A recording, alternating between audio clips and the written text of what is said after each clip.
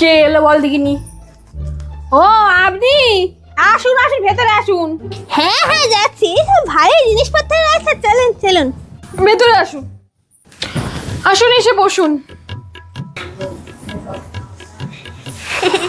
হেসে চালিয়েছো দিদি।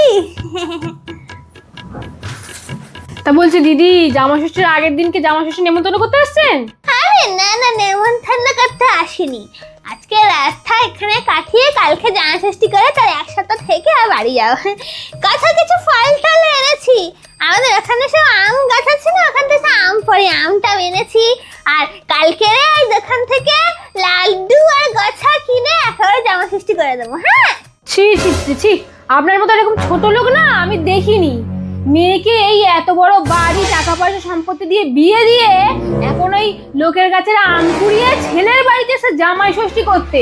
লোকে ভিক্ষা করে হলেও নিজের মেয়ের জামাই ষষ্ঠীটা অন্তত নিজের বাড়িতে করে, আপনার মতো এরকম ছেলের বাড়িতে উঠে আসে না। আচ্ছা ঠিক আছে ঠিক আছে, আমার না টাকার লোভ, বাড়ি সম্পত্তি দেখে না আমি আমার মেয়েকে বিয়ে দিয়েছি।